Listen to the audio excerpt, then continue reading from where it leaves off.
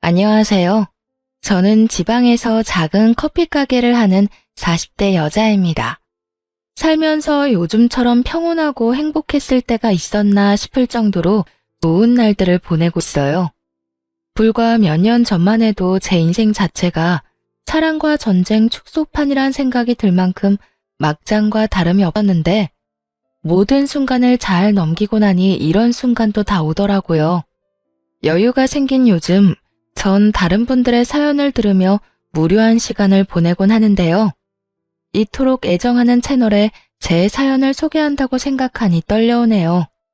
그래도 최선을 다해 사연을 적어보내니 다들 잘 들어주셨으면 감사하겠습니다. 그러면 시작해볼게요.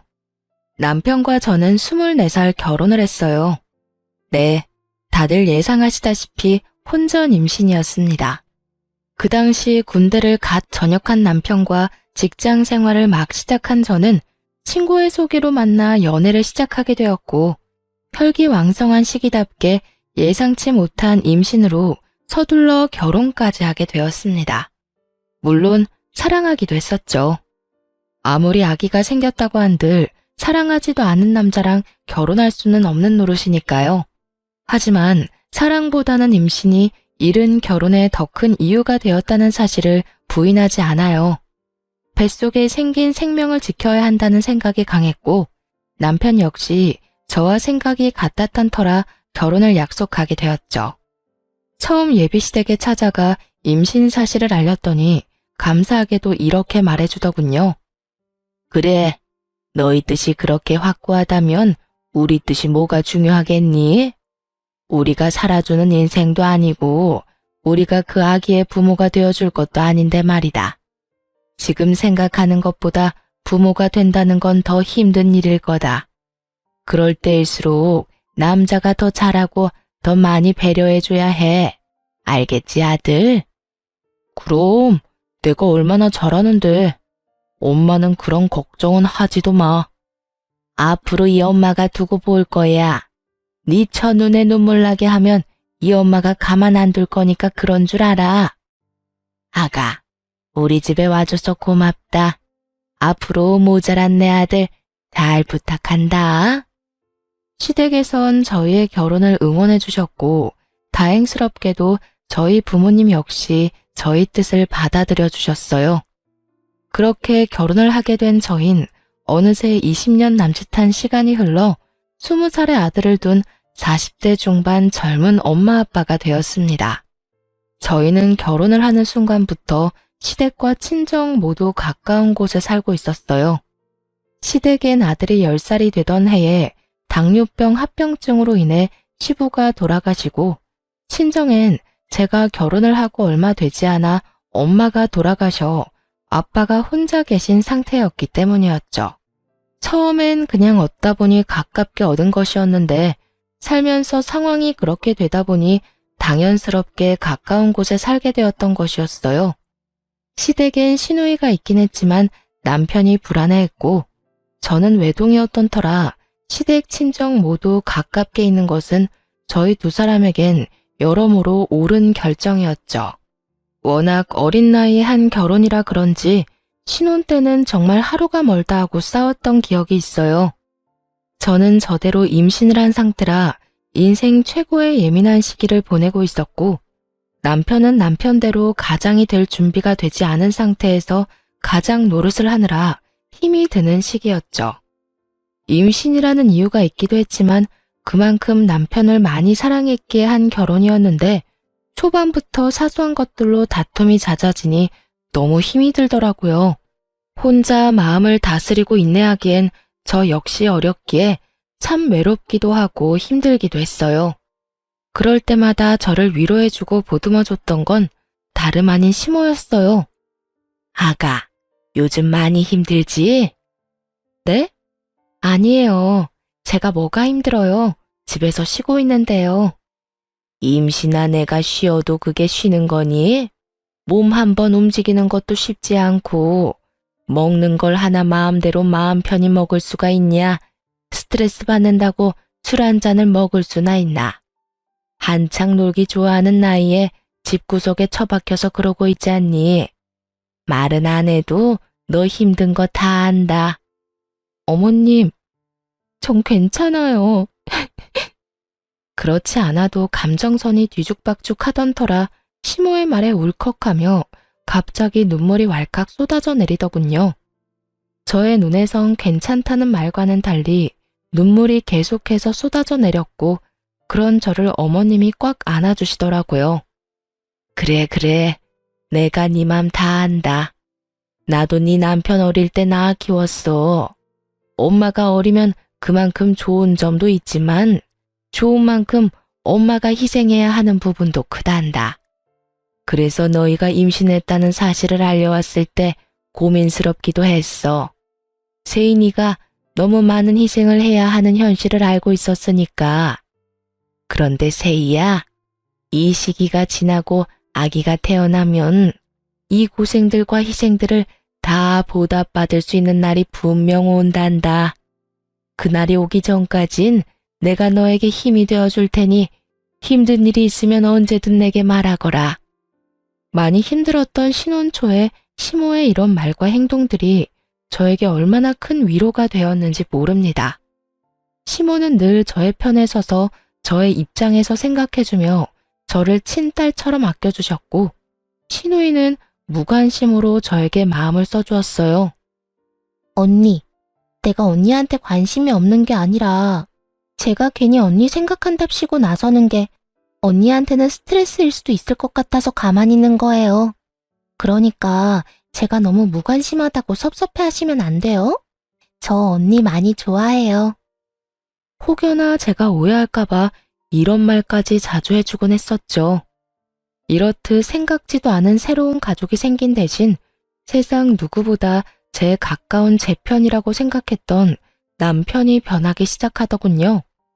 처음엔 준비되지 않은 가장 노릇을 한다고 아기를 출산하고 난 후엔 일하고 돌아와 피곤하다는 핑계로 저와 아들을 멀리하더라고요. 그때 처음 저희 부부에게 고비가 왔던 것 같아요. 저는 그때 그 핏덩이 아들을 데리고 이혼까지 해야 하나 진지하게 고민을 하기도 했으니까요.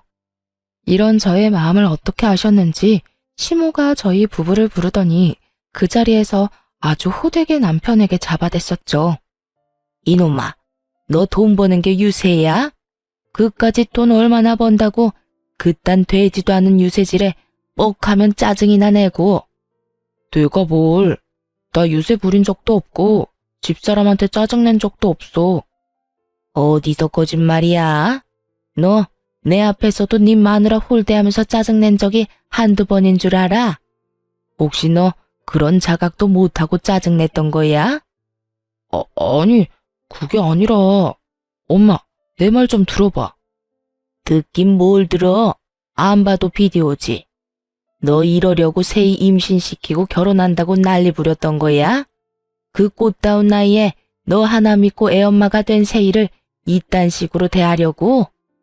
내가 널 이딴 식으로 키웠어? 어디 꼴값지도 않게? 네가 뭔데 남의 집 귀한 딸을 무시하고 홀대하는 짓거리를 하는 거야? 너 그딴 식으로 굴 거면 당장 세희랑 이혼하고 우리 집에 발걸음도 하지 말거라. 나는 너 같은 자식 필요 없다. 세희 역시 너 같은 인간 쓰레기 남편은 없는 게 더 나을 거니 그딴 식으로 굴 거면 이혼해. 이혼이라는 말이 시모의 입에서 나올 것이라 전혀 상상하지도 못한 남편은 많이 당황한 듯 아무 말이나 하기 시작하더군요. 엄마, 아무리 그래도 이혼이라니. 우리 아들 아직 돌도 안 됐어. 내 아들 엄마 없는 애로 키우란 말이야. 그리고 나 세희 없으면 못 살아. 내가 세희 없이 어떻게 살아? 아들과 저를 앞세워 이혼만은 피해보고자 노력했지만 시모는 그런 남편을 보며 더욱 단호하게 나오더군요. 그런 녀석이 그딴 식으로 굴었어?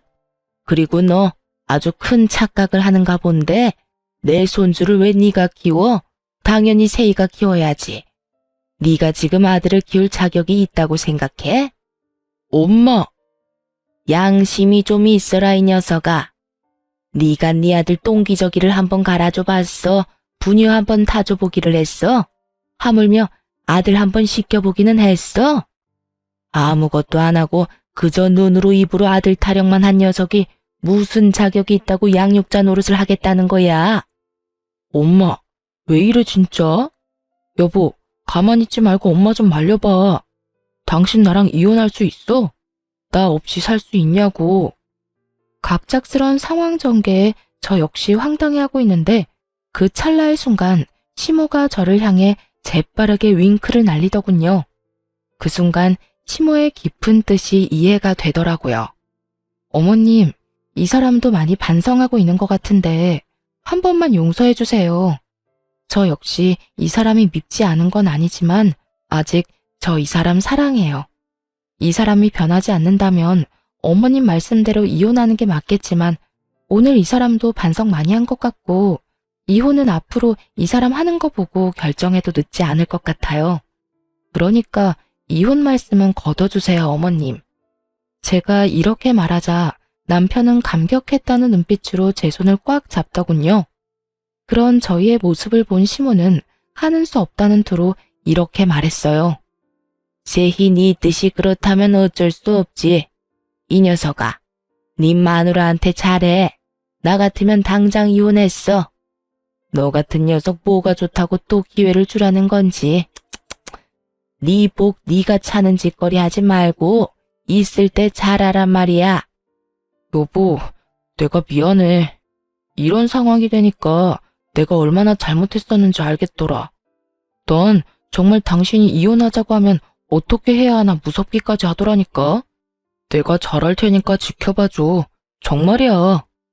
남편은 시모의 계획대로 깊은 반성을 한 듯 했고 결혼하고 처음 맞이한 고비를 잘 넘길 수 있었습니다.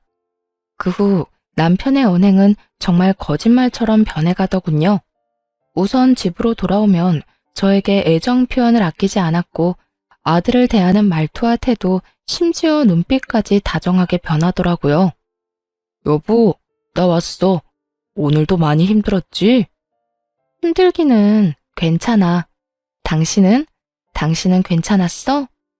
나야 당신에 비하면 누워서 떡 먹기지. 나는 말이라도 통하는 사람들하고 일하잖아. 당신은 하루 종일 말도 못하는 애랑 집에서 에휴, 많이 답답하지? 내가 얼른 씻고 와서 밥 차려줄게. 조금만 기다려. 으이구, 이미 다 차려놨으니까 얼른 씻고 오세요. 에이, 내가 차려준다고 기다리라니까. 내일은 아무것도 하지 말고 기다려. 이렇듯 남편은 전혀 다른 사람이 되었어요. 그런 남편을 보며 저 역시 노력을 했고 때론 아들 둘 키운다는 마음으로 작은 일에도 남편을 지켜 세워주며 두 남자를 잘 보살폈죠. 물론 그렇게 서로가 노력한다고 한들 하루아침에 부부싸움이 없어지진 않았지만 이혼을 논할 정도의 심각한 부부싸움은 한 적이 없었습니다. 그렇게 세월은 흘러 아들이 20살이 되어 대학을 보내고 이제야 한숨 돌리고 제 인생을 사나 싶었더니 갑작스럽게 시모가 뇌출혈로 쓰러지게 되었어요. 천만다행으로 목숨엔 지장이 없었지만 하반신 마비가 오고야 말았죠. 시모 혼자서는 도저히 생활이 불가능한 상태였고 하나 있던 시누이 역시 결혼을 하며 지방에서 생활하고 있던 터라 시모의 간병은 제가 맡아야만 하는 상황이었어요. 그런 상황이 불만이었냐고요? 천만에요. 시모는 저에게 있어 정말 친정엄마와 같은 존재였고 그랬기에 전 당연하다는 마음으로 저희 집으로 시모를 모시고 왔습니다. 조금의 고민도 하지 않고 시모를 모시고 오는 저를 보며 남편 역시 처음엔 고마워했죠. 여보, 정말 고마워. 난 당신이 이렇게 고민도 없이 우리 엄마 모신다고 할 줄은 몰랐어. 고맙기는 별소리를 다 한다. 어머님, 당신 엄마이기도 하지만 내 엄마이기도 해. 우리 엄마가 편찮으신데 당연히 우리가 모셔야지 누가 모셔? 그러니까 당신도 싱거운 소리 하지 말고 어머님께 잘해. 부모님이 한평생 우리 곁에 있어줄 것 같지? 그렇지도 않더라. 당신도 잘 알 거 아니야. 우리 후회하지 않게 잘하자. 알겠지? 남편은 한동안 저에게 틈만 나면 고맙다고 말하며 저에게 잘하려고 노력하더군요. 하지만 그것도 잠시 남편의 본 모습이 드러나는 건 시간 문제였죠. 여보, 집골이 이게 뭐야? 청소는 하는 거야? 당연하지. 나 몰라? 다른 건 몰라도 청소는 아침 저녁으로 하는 거? 왜? 어디 더러워? 콕 집어서 어디가 더럽다는 게 아니라 전체적으로 먼지가 너무 많잖아. 집에만 오면 숨 쉬는 게 답답한 게 목도 칼칼하고. 하여튼 요즘 집에만 왔다 하면 이상하게 아픈 것 같다고. 아프기는 무슨? 그런 사람이 인생 최대 몸무게를 찢고 있냐? 솔직히 말해봐. 무슨 일 있지? 그래서 이렇게 예민한 거지? 무슨 일은 무슨. 정말 먼지가 많다니까. 잔말 말고 집 대청소나 좀 해. 집이 깨끗해야 들어올 맛이 나지. 청소만큼은 자신 있는 저였는데 그런 저에게 청소로 트집을 잡으니 이상하다 싶더군요. 청결에 그렇게 예민하지도 않은 사람이 말이죠. 거기에다 출장이다 뭐다 갖은 핑계를 대며 외박을 하는 날도 생겨나더군요. 여보, 나 출장 가. 간단하게 짐 좀 챙겨줘. 출장? 또 출장이야? 이때껏 출장이라고는 없더니 요즘 출장이 잦네? 그만큼 당신 남편이 회사에서 인정받고 있다는 뜻이잖아. 중요한 출장을 아무나 보낼 수가 있어? 다 내 능력이 출중하니까 날 믿고 다녀오라는 거야. 그러니까 당신도 잔말 말고 짐이나 제대로 싸줘. 알겠다, 알겠어. 며칠이나 걸려? 2박 3일. 이번엔 가서 그 지역 거래처는 다 돌고 오라고 해서 이틀은 걸릴 것 같아. 알겠어. 말은 알겠다고 했지만 그 말을 다 믿진 않았던 것 같아요. 갑자기 변해버린 남편과 그와 동시에 잦아지는 출장. 아무리 눈치가 없는 사람이라도 무언가 석연치 않은 일이 벌어지고 있다는 걸 알아채지 않겠어요? 저 역시 무언가 석연치 않다 싶긴 했지만 시모를 신경 쓰느라 애써 모른 척하며 남편을 믿으려 노력했던 것 같아요. 지금 생각하면 참 바보 같지만 그땐 그게 최선이라고 생각했어요. 그러면서도 설마 내 남편이 다른 건 몰라도 바람은 피울 리가 없다고 그저 머리도 복잡하고 집에 와봤자 제대로 쉬지도 못하니 며칠 바람이라도 쐬러 가는 모양이다 하고 생각하기도 했었고요. 이런 남편의 변화를 시모가 눈치채지 못할 리 없었고 어느 날은 시모가 남편을 불러 앉혀놓고 한 소리할 심상으로 남편을 불렀어요. 아범, 여기 와서 좀 앉아보거라. 왜요? 나 오늘 회사 일 처리하느라 피곤해. 나중에 이야기해. 나중은 무슨? 지금 당장 해야 할 이야기니 얼른 와서 앉아보래도.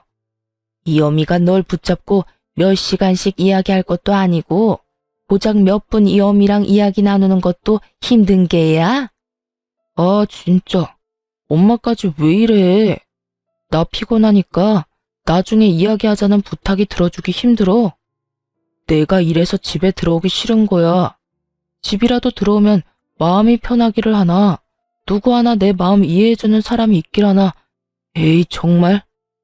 남편은 갖은 성질을 부리더니 그대로 시모의 말을 무시한 채 집을 나가버리더군요. 그런 남편의 태도에 시모는 큰 실망을 느낀 듯했고 저 역시 그런 남편에게 그 어떤 기대조차 가지지 않게 되었습니다. 부모에게 저딴 식으로 하는 인간에게 기대를 가져봤자 시간 낭비겠다 싶었으니까요. 그렇게 저희에게 실망감을 안겨준 남편은 외박을 하지 않는 날엔 늦은 밤 집으로 돌아와 잠만 자고 나가버리더군요. 상황을 풀어보겠다는 의지조차 없는 사람처럼요. 저 역시 그런 남편에게 그 어떤 행동도 취하지 않으려 그저 시모를 잘 보살피는 것에 온 신경을 쏟으려 노력했어요. 그렇게 한 집에 살지만 남남처럼 지내던 어느 날 시모가 저를 불러 앉히더니 진지한 얼굴로 서류 봉투 하나를 건네주더라고요. 그 봉투 안엔 남편이 낯선 여자와 외도를 저지르는 모습이 담긴 사진과 상간녀의 나이부터 사는 곳, 하는 일까지 세세하게 적힌 종이가 들어있더군요. 손이 덜덜 떨려오고 믿을 수 없는 사실에 생각마저 멈춰버리더군요. 그 순간 시모가 저의 손을 잡아주었고 그제야 정신을 차린 제가 마음을 가다듬고 시모에게 물었어요. 어머님, 이게 다 뭐예요? 내가 참 할 말이 없구나. 내가 아무래도 이 녀석 하는 꼴이 수상해서 돈 주고 사람을 붙여봤더니 이 녀석이 결국 너한테 이런 잘못까지 저지르고 있더구나. 어찌해야 할 바를 모르겠더라고요. 그 자리에서 무너져 내리기엔 시모의 걱정이 너무 클 것 같고 그렇다고 아무렇지 않은 척하기엔 밀려오는 배신감이 너무나도 컸으니까요. 시모는 이러한 제 심정을 다 안다는 듯 이렇게 말하더군요. 거기에다 다른 건 몰라도 외도만은 아닐 거라고 그렇게 믿고 또 믿었는데 그렇게 제 두 눈으로 다 보고 나니 상황을 받아들이게 되면서도 애써 부인하고 싶기도 한 이중적인 생각이 머릿속을 복잡하게 만들었어요. 제이야, 너 이혼해. 나 걱정하지 말고 그냥 이혼하거라. 너도 알다시피 나한테 내 한 몸 건사할 만큼의 돈은 충분히 있어. 요즘 돈만 있으면 요양원도 천국이라고 하더라. 그러니까 내 걱정하지 말고 너도 네 갈 길 가. 애도 이제 다 컸겠다. 여기서 발목 잡혀 살지 말란 말이야. 어머님, 아무리 그래도 제가 어머님을 두고 어떻게 이혼을 하겠어요. 그리고 요양원이라뇨. 아무리 좋은 요양원이더라도 자식들이 자주 오가야 하는데 아범이 그럴 리도 없고. 아무튼 안 돼요, 어머님. 아니다, 아니야. 말만이라도 고마우니 이혼하거라. 너 아직 40대 중반밖에 안 됐어. 넌 어떻게 생각할지 몰라도 아직 꽃다운 나이란 말이야. 얼마든지 새 출발할 수도 있고 아직 뭐든 시작할 수 있는 나이야. 그러니까 이혼하고 새 출발해. 평소 강직하던 시모는 이렇게 말하며 울고 있더라고요. 저에 대한 미안함과 아들에 대한 배신감이 뒤섞여 한참을 우시는데 저도 함께 울어버렸습니다. 그렇게 폭풍 같은 날이 지나고 시모는 저에게 시간이 날 때마다 이혼을 이야기하고 있었고 전 저대로 고민에 빠져 있었어요. 남편 놈만 생각하자면 당장이라도 그 머리털을 다 뽑아놓고 이혼을 해도 모자랄 지경이었지만 그렇게 이혼을 해버린다면 시모가 제 명에 살지 못할 것이 뻔했으니까요. 그렇다고 해서 어머님을 위해 그 모든 걸 인내하고 살자니 제가 화병이나 죽을 것만 같았고요. 이렇듯 저의 고민이 깊어지던 어느 날, 저의 깊은 고민을 날려주는 사건이 일어났어요. 갑자기 건강하시던 아빠가 쓰러진 것이었어요. 다행히 건강엔 이상이 없었지만 나이도 있으신지라 한동안 병원에 지내며 여러 검사와 안정을 취하기로 했습니다. 시모에 이어 아빠까지 이런 일이 일어나니 정말 심적으로 너무 힘들더군요. 거기에다 남편까지 그 모양이니 어디 마음 들 곳 하나가 없어 더욱 힘들었어요. 그런데 그런 저에게 집으로 돌아온 남편이 다짜고짜 핵폭탄급 난리를 부리기 시작했어요. 이야기 다 들었어. 장인어른 병원 입원하셨다며? 그건 또 어떻게 알았대? 엄마가 전화 왔더라. 그래서 하는 말인데 난 장인어른까지 모실 생각 없으니까 그렇게 알고 헛소리 할 생각도 하지 마. 뭐라고? 난 장인어른까지 모시고 살 생각 없다고. 우리 집이 요양원도 아니고 아픈 사람은 우리 엄마 한 명만으로도 버거워. 그러니까 장인어른 쓰러졌다는 핑계로 우리 집에 모시고 올 생각은 하지도 말라고. 난 두 노인애들 책임질 생각 따윈 없으니까. 제가 시모에게 어떻게 했는데, 그리고 지금까지도 제가 시모를 어떻게 모시고 있다는 걸 뻔히 다 보고 있는 남편놈이 있단 말을 하니 정말 저게 인간이 맞나 하는 생각마저 들더군요. 아무리 상간녀에 미쳐 제정신이 아니라고 한들 인간으로서의 도리가 있는 것인데 그 순간 남편 새끼는 도리란 없는 인간처럼 굴고 있었어요. 저희 아빠, 저도 생각 같아선 집에서 모시고 싶은 마음이 굴뚝이었습니다. 하지만 아시다시피 여자 힘으로 아무런 도움도 없이 혼자 아빠를 돌본다는 것이 거의 불가능에 가까운 일이란 걸 저는 누구보다 잘 알고 있었어요. 그랬기에 슬프고 죄송하지만 애초에 집에서 모시는 것이 아닌 필요할 시에 따라 병원 신세를 져야만 한다고 각오도 하고 있었고요. 그런데 남편놈이 그딴 소리를 하니 저 역시 참을 수가 없더군요. 책임? 언제부터 네가 어머님을 책임지고 있었다고 감히 책임이란 단어를 입에 올리는 거야? 넌 어머님이 우리 집에 오는 그 순간부터 이 집에서 한 거라곤 먹고 자고 싼 거밖에 없어. 그런 주제에 감히 뭐? 책임? 야, 지나가던 개가 웃겠다. 그리고 네 엄마는 모시는데 왜 우리 아빠는 안 된대? 네가 무슨 자격으로? 우리 아빠를 어디에 모시건 내 자유고 내 마음이니까 넌 상관하지 말고 하던 대로 살아. 늘 그렇듯 집에 신경 끄고 살라고. 금방이라도 아빠를 모시고 살 것처럼 구는 저의 태도에 남편놈은 머리를 쓸어넘기며 저를 노려보더군요.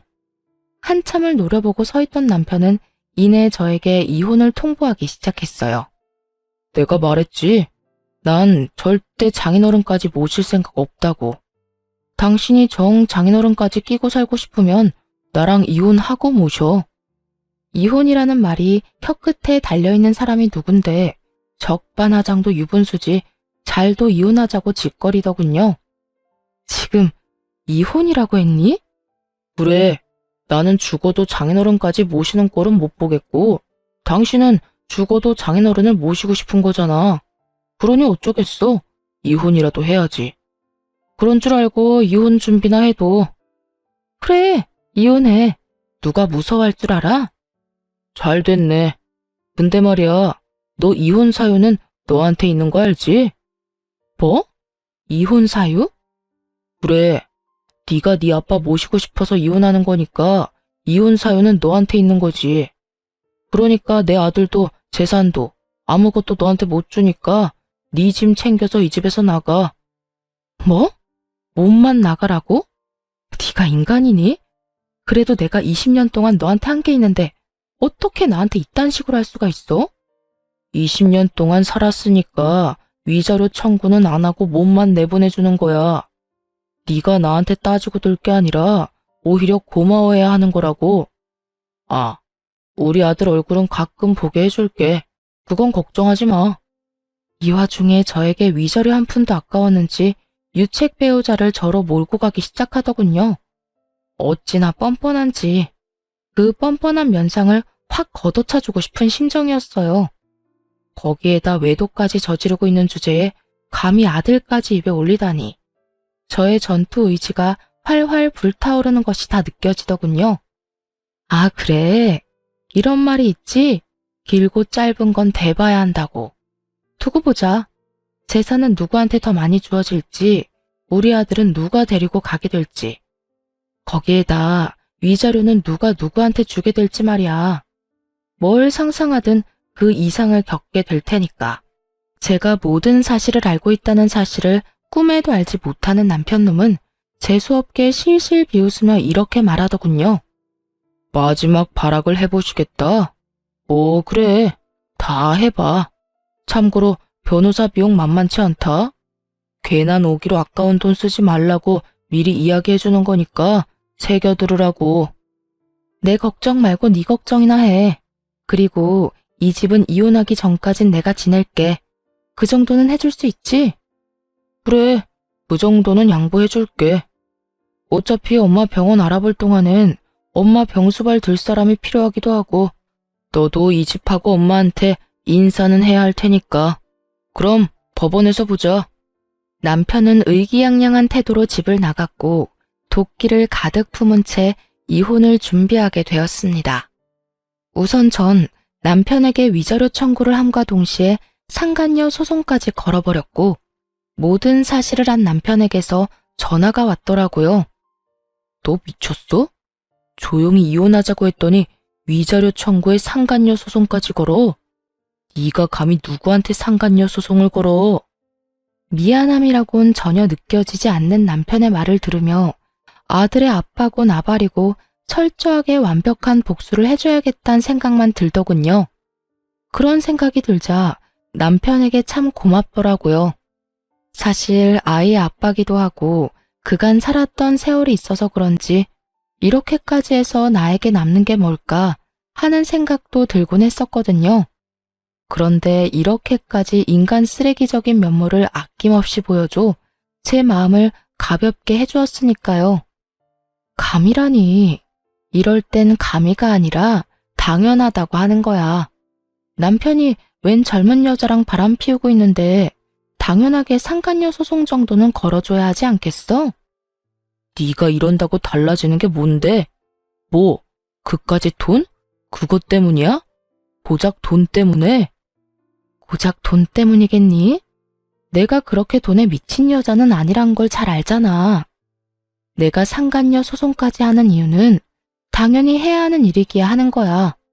인생은 너랑 그딴 년 때문에 막장이 되어버렸는데 그녀는 행복하게 하하호호 웃으며 사는 꼴을 그냥 보고 있을 수만은 없잖아.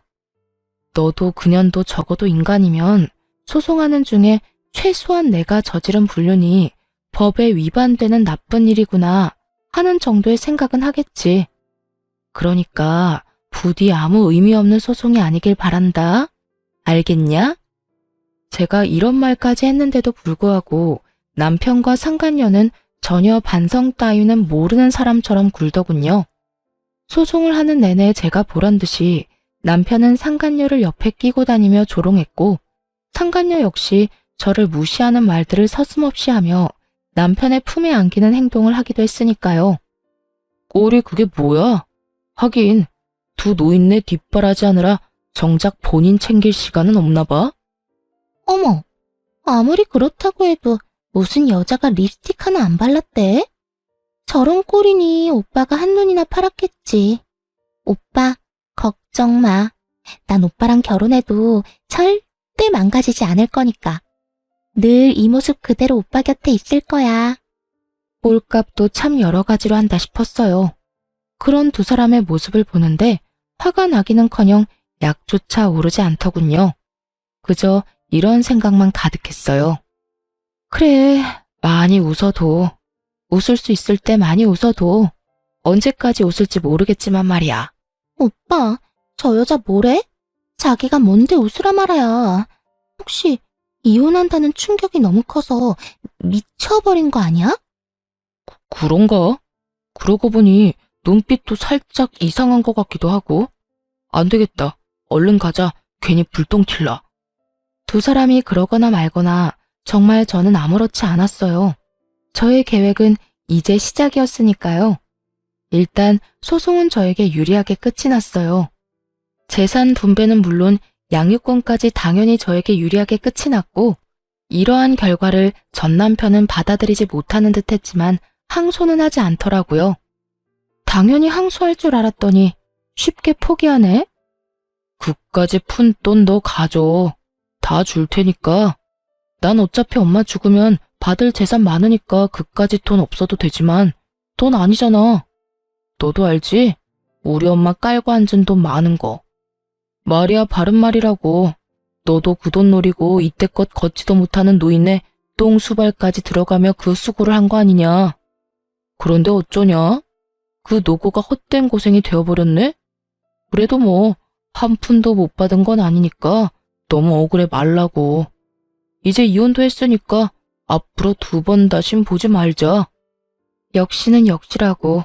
전 남편은 역시 저와 시모가 예상했듯 당연하다는 듯 시모의 재산을 자신의 재산처럼 여기고 있더군요. 그 꼴을 보고 있는데 어찌나 한심하고도 웃기는지. 그만 참지 못하고 웃음이 터져나와 버렸지 뭐예요? 그도 그럴 것이 시모는 이미 재산 정리를 끝낸 상태였기 때문이었어요. 미안. 당신 말 듣고 있으니까 참을 수가 있어야지. 미친 사람처럼 웃는 저를 보며 남편은 어리둥절한 표정을 지어 보였고 상간녀는 제가 병균이라도 되는 듯 남편의 뒤로 숨어버리더군요. 너 모르고 있구나. 하긴 어머님께 관심이 전혀 없으니까 몰랐을 수도 있겠다. 그게 무슨 말이야? 내가 모르긴 뭘 모른다는 말이야. 네가 그렇게 믿고 있는 그 재산, 그거 이제 없어. 그러니까 그 재산이 왜 없냐고. 없긴 왜 없어? 나하고 내 아들한테 사이좋게 나눠주셨으니까 없지. 그렇습니다. 어머님은 제가 이혼을 결심한 그 순간부터 재산 정리를 시작하셨고 전 남편에게 단 한 푼도 남기지 않으시고 저와 제 아들에게 모든 재산을 분배해 주셨죠. 전 남편 놈이 믿고 있던 것은 시모의 재산뿐이었을 텐데 제 말을 들은 전 남편의 얼굴은 사색이 되어버렸죠. 물론 남편의 옆구리에 매달려 있던 상간녀의 얼굴도 별반 다르지 않았고요. 뭐라고? 그 재산 어머님이 진작 나하고 내 아들한테 다 주셨다고. 그러게 어머님한테 좀 잘하지 그랬어. 여자한테 미쳐서 가정이고 부모고 다 내팽개치고 발정난 개새끼처럼 발발거리고 다니더니 꼴 좋다. 뭐? 발정난 개새끼? 너 말 다 했어? 다 했겠니? 너한테 하고 싶은 말 다 하려면 사흘 밤낮을 해도 모자랄 지경이야. 그런데 내 할 말 다 해봤자 뭐가 달라지겠니? 인간 말종이 사람이 되기를 하겠어? 반성이란 걸 하기는 하겠어? 너 진짜 말 그따위로밖에 못해? 다 됐고 우리 엄마가 재산을 다 너희한테 줬다니 그게 다 사실이야? 그럴 리가 없잖아. 우리 엄마가 왜? 전 남편은 믿을 수 없다는 듯 저에게 되물어왔고 상간녀는 화가 많이 난 듯 남편을 흔들며 울부짖더군요. 이게 다 무슨 소리야, 오빠? 그러면 오빠가 받을 재산이 하나도 없단 말이야? 이건 오빠 말이랑 달라도 너무 다르잖아. 아니, 다른 정도가 아니라 이건 거의 사기라고. 사기라니. 다른 사람도 아니고 자기가 나한테 어떻게 그런 말까지 해? 그럼 내가 이 상황에 우리 오빠 최고다. 우리 오빠 제일 좋아. 하면서 엉덩이라도 두들겨 줄 거라 생각했어? 오빠가 뭐라고 그랬어? 이혼하고 나면 그 노인네 재산은 다 오빠 거라며. 그 돈으로 나 호강시켜준다고 했어, 안 했어? 그랬지. 그랬는데 내가 뭐 엄마가 그럴 줄 알았냐? 나도 몰랐다고. 몰랐다고 하면 다야? 이제 나 어떻게 해? 내 인생 어떻게 책임질 거야? 내 나이가 몇 살인데 상간녀 딱지 붙이고 어떻게 살라고. 이러려고 내가 오빠 만난 줄 알아? 저기 진정하고 내 말 좀 들어봐. 사랑이라고 그렇게 자부하더니 그 대단한 사랑도 돈 앞에선 별 수 없더군요. 제가 있다는 것도 있고 저리 속내를 다 내비치는 꼴을 보니 말이에요. 저기 싸움은 집에 가서 하도록 하고 이제 다 알았으니까 혹여나 어머님 찾아가서 재산 내놓으라 하면서 행패 부릴 생각은 하지도 마. 하긴 찾을 수나 있을지 그것도 의문이다마는. 그건 또 무슨 소리야? 우리 엄마 어디 갔어? 네 엄마를 왜 나한테 찾니? 도대체 네 엄마한테 관심이 있는 거야 없는 거야? 그거야. 당신이 이때까지 모시고 있었으니까 그렇지. 참 못났다 못났어. 얼마나 못났으면 자기 낳아주고 키워준 엄마를 이혼한 마누라한테서 찾냐? 하긴 누굴 욕하겠어? 그런 인간인 줄도 모르고 20년을 살 부대끼며 산 나도 미친년이지. 하여튼 재산 한 푼 없는 어머님께 이제 볼 일도 없을 테니 어머님 찾을 생각은 하지도 말고 나하고도 이젠 이혼도 했으니까 네가 했던 말처럼 앞으로 2번 다신 보지 말자. 그렇게 전 새로운 보금자리로 돌아와 버렸습니다. 그 후 전 남편의 소식이 조금씩 들려오더군요. 그것도 빚쟁이가 되었다는 소문이요. 위자료를 주고 난 뒤에도 남은 재산이 좀 있었을 텐데 어쩌다 빚쟁이까지 되었나 싶었더니 설마 했던 일이 현실이 되었더군요. 나이가 20살이 어린, 그러니까 제 아들과도 나이 차이가 얼마 나지 않는 상간녀가 그 나이 많은 유부남이 뭐가 좋다고 붙어 있었겠어요. 다들 임무와 외칠 수 있듯이 역시나 돈이었죠.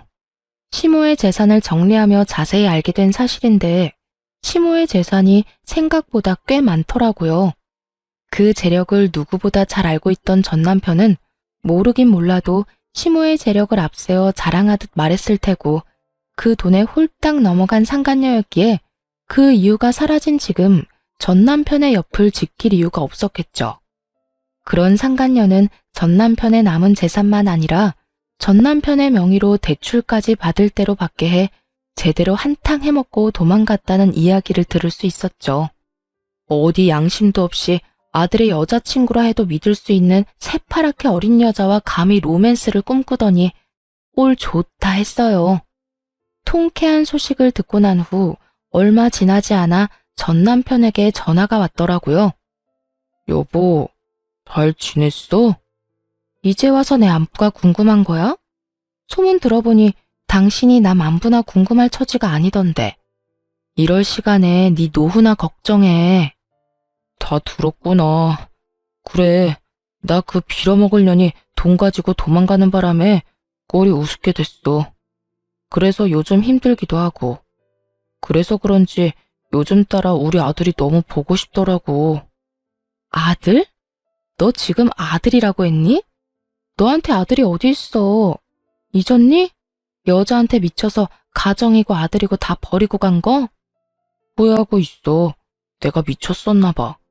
그깟년이 작정하고 꼬시는 줄도 모르고 당신도 버리고 아들도 버리고 이제 와서 새삼 당신한테 너무 미안하더라고. 입에 침이 나바라고 거짓말하지 그래? 나한테 미안하기는 개뿔. 다 듣기 싫으니까 하고 싶은 말 있으면 얼른 하지 그래. 그게 나 우리 아들 얼굴 한 번만 보여주면 안 될까? 정말 다른 뜻이 있는 게 아니라 아들이 너무 보고 싶어서 그래. 아들이 보고 싶다니 정말 구역질이 나더군요. 거기에다 다른 뜻이 있는 게 아니라는 걸 보니 다른 뜻이 있음이 뻔히 보였어요. 그건 바로 아들이 물려받은 재산임이 분명했고요. 개소리하고 있다. 다 됐고 내 아들은 너 보기 싫대. 너 죽어도 장례식장에도 갈 생각이 없다고 하더라. 그런 줄 알고 두 번 다시 연락도 하지 말고 우리 앞에 나타날 생각도 하지 마. 알겠어? 여보, 그러지 말고 정 얼굴 보여주는 게 힘들면 정말 이런 말까지 하고 싶지 않았는데 돈 좀 주면 안 될까? 나 정말 돈이 한 푼도 없어서 그래. 그년이 대출까지 있는 대로 받아서 도망가는 바람에 내 월급으로 감당도 안 되고 퇴직금도 진작 다 당겼어서 큰돈 구할 데도 없어. 나 지금 오갈 데도 없어서 찜질방에서 지내. 한 푼도 없긴 찜질방 갈 돈은 있나 보네. 그렇게 야박하게 굴지 마. 그래도 우리가 함께한 세월이 20년이 넘는데 그까지 푼돈 좀 주는 게 힘들어? 당신이 돈이 없는 것도 아니잖아. 재산도 한몫 잘 뜯어갖고 엄마한테 받은 재산도 꽤 될 거 아니야. 20년 세월이 있는데 넌 젊은 여자랑 바람나서 다 버리고 갔어? 자기가 버릴 땐 언제고 이제 와서 20년? 대가 진짜 기가 막힌다. 어쨌든 돈이 차고 넘쳐서 뗄감으로 쓰는 한이 있어도 너 줄 돈은 없으니까 전화 끊어. 그렇게 저는 전화를 끊어버렸고 그 후론 연락이 닿는 일은 없었어요. 저뿐 아니라 아들까지 번호를 바꿔버린 것은 물론이고 집도 다른 지역으로 이사를 해버렸거든요. 그 후론 전 잘 지내고 있습니다. 물론 시모도 함께요. 이혼하고 난 후 시모는 저를 밀어내기 바쁘셨어요. 난 됐으니까 니들끼리 잘 살거라. 너희한테 내 재산 다 준 것도 아니고 나 죽을 때까지 쓸 만큼은 남겨놨어. 이 돈으로 요양원에 들어가든 실버타운을 들어가든 하면 되니 나는 신경 쓸 필요 없어. 어머님, 말이 되는 소리를 하세요. 제가 어머님 두고 어딜 가든 잘 살 거라 생각하세요? 어머님 손주는 또 어떻고요? 어머님 모시고 안 가면 자기도 안 간다고 난리도 그런 난리가 또 없다고요. 그러니까 그만 고집 부리고 따라 나서요. 얘가 왜 이렇게 사람을 못 살게 굴어? 나는 가기 싫다니까. 정말이야. 너한테 짐이 되기 싫어서 그러는 게 아니라 내가 정말 너랑 살기가 싫어서 그래. 그런 식으로 말씀하시면 알겠습니다. 사시는 동안 평안하세요. 하고 제가 순순히 돌아설 줄 아셨어요? 어머님, 제 고집 아시죠? 어머님이 좋든 싫든 앞으로 저랑 사셔야 하니까 그런 줄 아세요. 적어도 어머님이 주신 재산 다 쓸 때까진 제 옆에 사셔야 하니까 그런 줄 아시고요. 아니 그래도 얘가 너 나까지 끼고 살면 새 출발 절대 못해. 너 아직 나이도 40대밖에 안 됐고 아들도 다 키웠겠다. 새 출발해야지. 좋은 사람 안 만날 거야? 이대로 혼자 늙어 죽을 거냐고. 새 출발하는데 꼭 남자가 있어야 해요? 꼭 결혼해야 하냐고요. 저는요, 어머님, 이제 남자라면 아주 지긋지긋해요. 이제 겨우 아들 다 키워놓고 즐기면서 살 날만 남았는데 또 새로운 남자랑 살면서 그 뒷바라지를 또 하라니. 절대 싫습니다. 그러니까 어머님이 저 책임지고 같이 살아주세요. 그날 시모께서 참 많이 울더군요.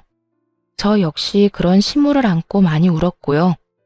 결국 시모는 못 이기시는 척 저를 따라 나서 주었고 지금은 저와 함께 행복하게 살고 계십니다. 물론 저희 아빠도 함께요. 아빠는 다행스럽게 건강을 회복하셨고 시모는 여전히 거동은 불편하시지만 양호한 상태로 잘 지내고 있어요. 이사한 집이 아주 넓은 주택이라 사돈지간끼리 모여 사는데 큰 불편함 없이 잘 지내고 있어요. 아들은 어느새 군대를 전역하고 곧 첫 출근을 앞두고 있네요. 언제 이렇게나 컸는지 참 뿌듯하면서도 아쉬운 마음도 들더군요. 언제까지나 품 안의 자식일 줄 알았는데 어느새 품에서 나가 혼자 살아갈 준비를 하는 아들의 모습을 보니까요. 그런 저의 마음을 알아챘는지 어느 날은 아들이 이런 말을 하더군요.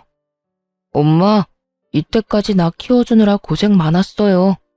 앞으로는 내가 엄마랑 할머니, 할아버지까지 잘 챙기고 효도할게요.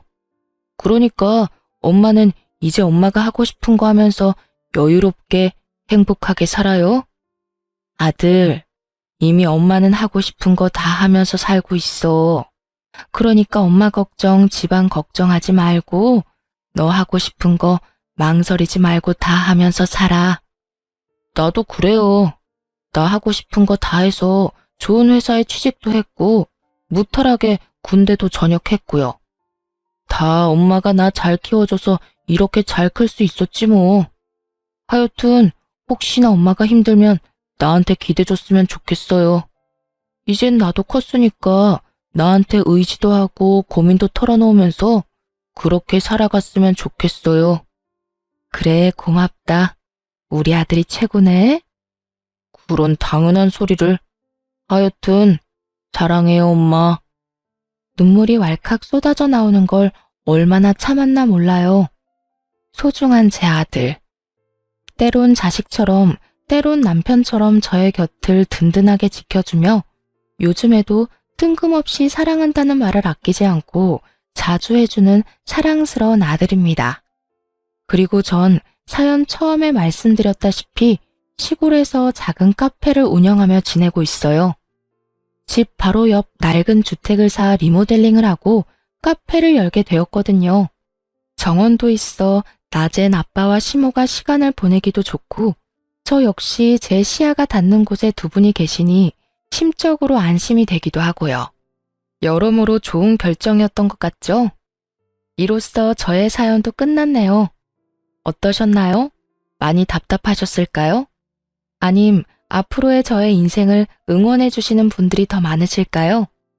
어찌되었든 저는 앞으로 두 분과 함께 행복하게 잘 살아가 보려고요. 저의 긴 사연 들어주신 모든 분 감사합니다. 좋은 하루 되세요.